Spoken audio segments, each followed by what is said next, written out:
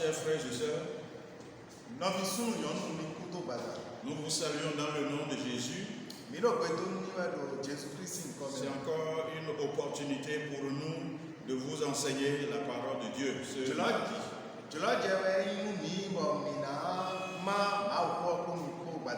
Et ce soir, je voudrais vous entretenir sur la sainteté.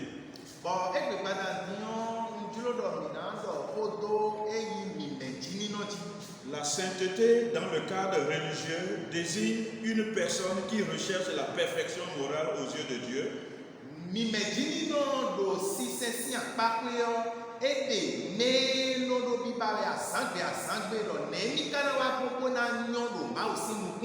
Ou qui a été déjà touché par la grâce de ce dernier, c'est-à-dire Dieu. Vous savez que Dieu veut que nous les hommes, nous soyons saints. Et c'est pourquoi il a dit, soyez saints car je suis saint. Selon Lévitique, le chapitre 19, le verset 2.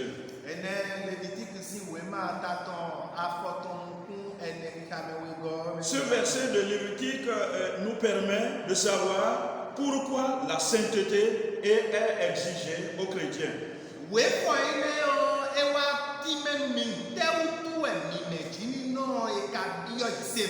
Alors pourquoi la sainteté sera... C'est pourquoi la sainteté sera le premier point que je vais développer.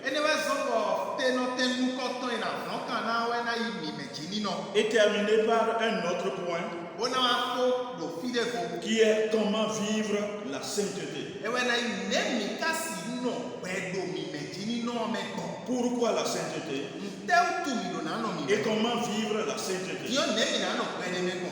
D'abord, pourquoi la sainteté? Aujourd'hui, nous sommes dans un monde où certains voient la sainteté comme étant l'affaire d'une autre époque.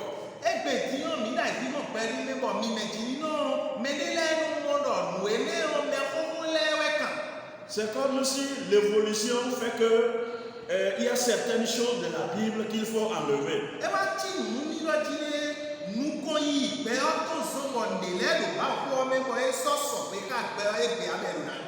Donc les gens voient que nous sommes dans un monde évolué où les réalités ne sont plus les mêmes qu'auparavant.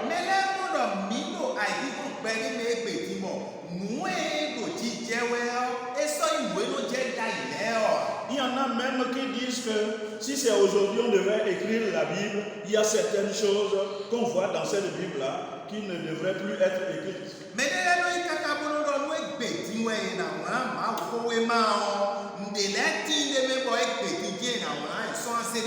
Parce que le monde a changé. Nous sommes à une autre époque. Cela veut simplement dire que, par exemple, sur le mensonge que la Bible nous interdit, mais comme nous sommes dans un monde d'affaires aujourd'hui, Dieu allait permettre le mensonge. Comme ça, nous pourrions faire bien nos affaires et gagner beaucoup d'argent.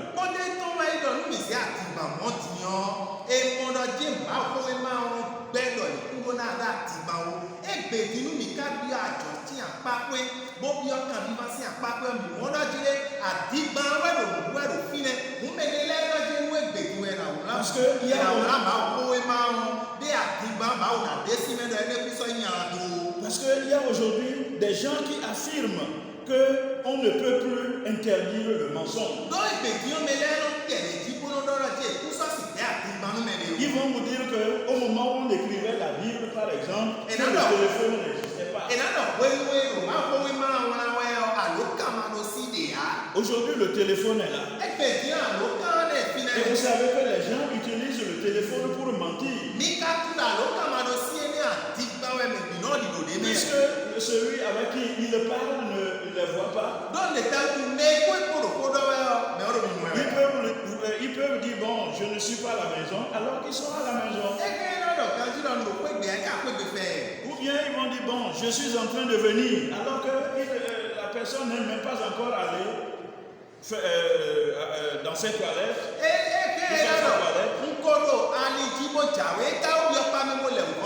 Donc voyez comment les gens utilisent le mensonge pour se faire des affaires. Et même les enfants de Dieu qui utilisent le téléphone pour mentir.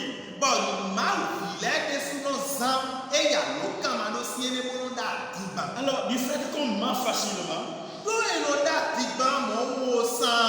alors les gens pensent que non, le mensonge ce n'est plus un péché. Mais est-ce que c'est ça la Bible a dit? Est-ce qu'il y a certaines choses qui sont dépassées? Je ne crois pas du tout. Il y en a aussi qui affirment que les exigences bibliques sur l'éthique sexuelle ou tout simplement la virginité, on ne peut plus en parler aujourd'hui.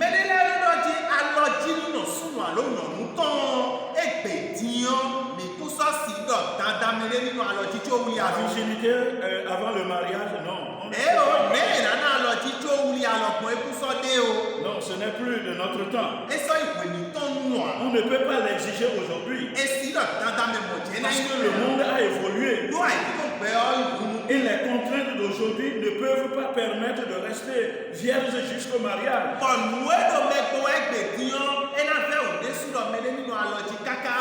Donc on ne peut pas s'en passer. On ne peut pas se passer du sexe. C'est ce que c'est raisonnement que les gens ont aujourd'hui.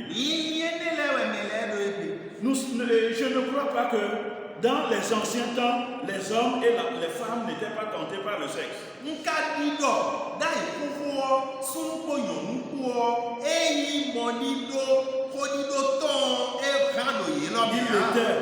étaient tentés par le sexe. Et c'est pourquoi même dans la loi de Moïse, il a dit que toute jeune fille qui se mariait après avoir connu d'homme devrait être lapidée.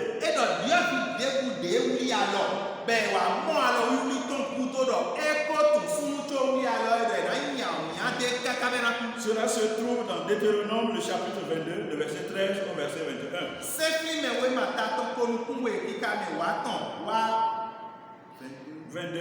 Deutéronome, le chapitre 22, le verset 13 au verset 21.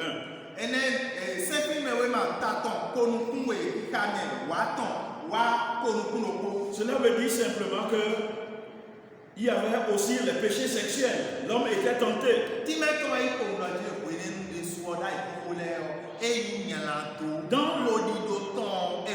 Dans le Nouveau Testament également, l'auteur de l'épître aux Hébreux dit ceci: tous doivent respecter le mariage. Mari et femme, ils doivent rester fidèles l'un à l'autre. Pourquoi? Il a dit: Dieu jugera ceux qui ont une vie immorale et ceux qui sont adultères.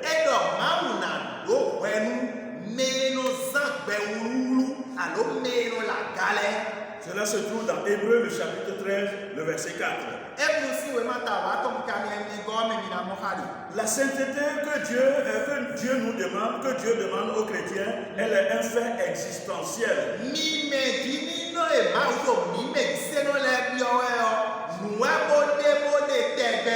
La sainteté est exigée dans l'Ancien Testament. Elle est également exigée dans le Nouveau Testament. Jésus a mis l'accent sur la sainteté. Les apôtres ont mis l'accent sur la sainteté. Ce qu'il a recommandé dans l'Ancien Testament, il le recommande dans le Nouveau également. On ne doit rien retrancher de la Bible comme certains prédicateurs le font. Il y a certains prédicateurs qui n'aiment pas prêcher sur le péché, par exemple.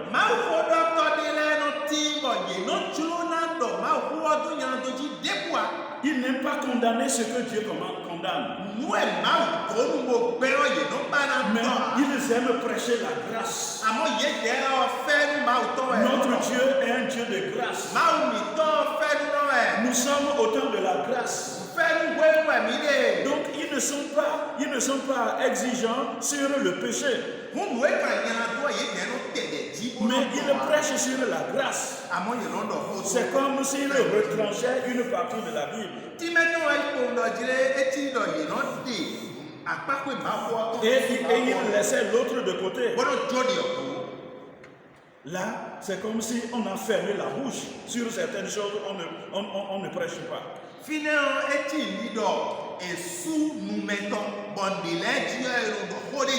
Mais ils oublient ce que la Bible a dit. Si nous lisons Apocalypse, le chapitre 22, le verset 18 au verset 19, il a dit ceci. Moi, Jean, j'adresse ce solennel avertissement à quiconque entend les paroles prophétiques de ce livre.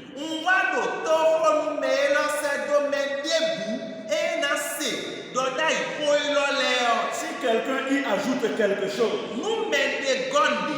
Dieu ajoutera à son sort les fléaux décrits dans ce livre.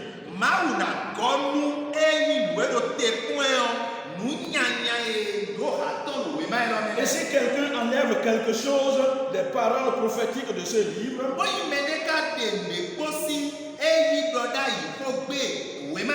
Dieu lui enlèvera sa part des fruits de l'arbre de la vie et de la ville sainte décrite dans ce livre.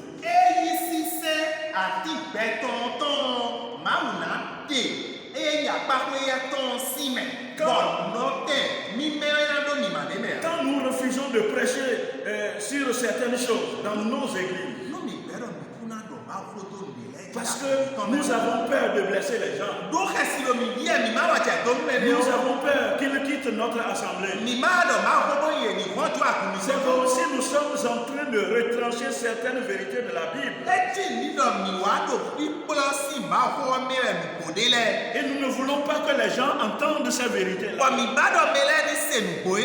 Chers amis, la prédication sur la sainteté n'est pas un choix, mais c'est une obligation.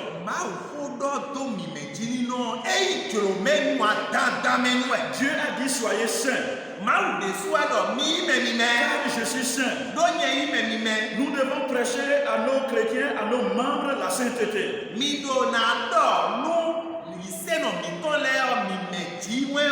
Pour qu'ils sachent cette vérité. Si nous refusons de leur dire cette vérité, Dieu nous condamnera. Il nous condamnera parce que nous n'avons pas dénoncé, nous n'avons pas été des personnes, des instruments dans ses mains pour transmettre ces vérités.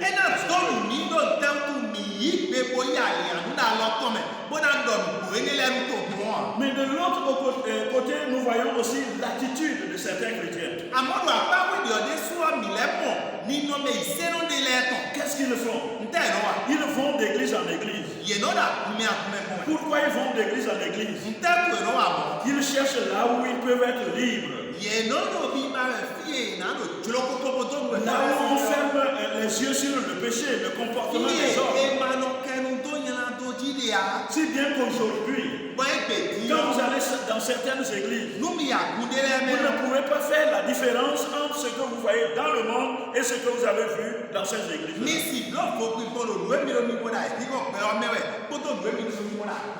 Les gens s'habillent comme dans le monde. Ils se comportent comme dans le monde. Alors où est le monde et où est l'église? Dieu ne nous a pas permis de fermer les yeux sur les comportements des hommes.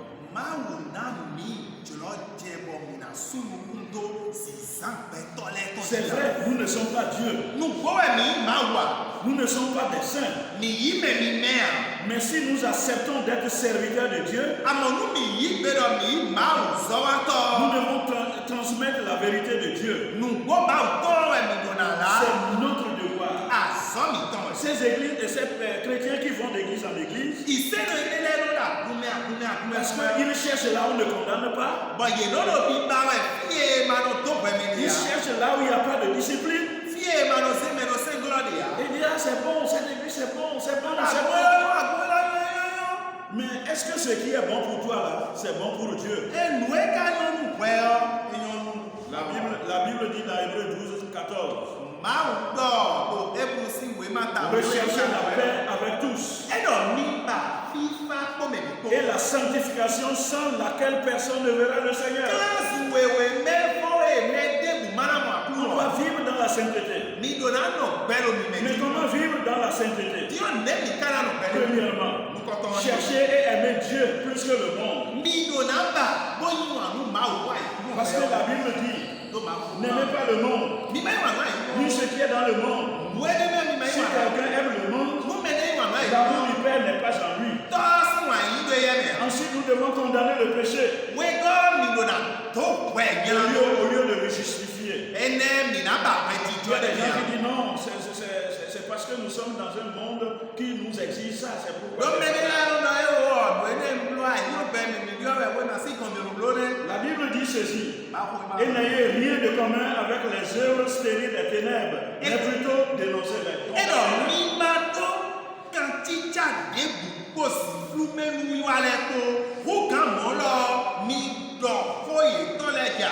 C'est Ephésiens 5:11.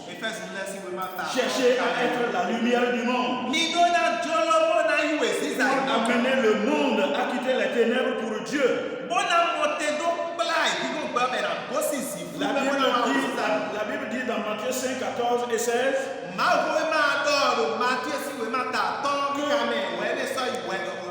que votre lumière brille ici devant tous les hommes, afin qu'ils voient vos œuvres bonnes et glorifient votre Père qui est dans les cieux. Mon frère, que le Seigneur te bénisse. Toi qui vis dans la sainteté, que le Seigneur te bénisse. Mais toi qui ne vis pas dans la sainteté, il est important de te ressaisir. Tu te dis chrétien. Dieu là, il a dit ceci: sois saint, car je suis saint. Seigneur notre Père, notre Dieu, je te remercie pour ta parole. Je te prie pour tous ceux qui ont écouté cette parole. Aide-nous à vivre dans la sanctification, dans la sainteté, pour que partout où nous allons, les gens puissent voir que la lumière, ta lumière brille à travers nous. Seigneur, je te prie pour tous les chrétiens du monde et pour les chrétiens de cette église, ceux qui pendant ce temps de confinement continuent de prier pour l'église, continuent d'envoyer leurs dons pour que l'église puisse tourner. Je te prie de les bénir. Ô roi des rois, bénis leurs affaires, donne-leur la santé, protège-les contre cette pandémie. Oui Seigneur, que le dévoreur s'éloigne de leur maison, que celui qui tue s'éloigne de leur maison, que l'abondance, oui Seigneur, puisse être de leur côté.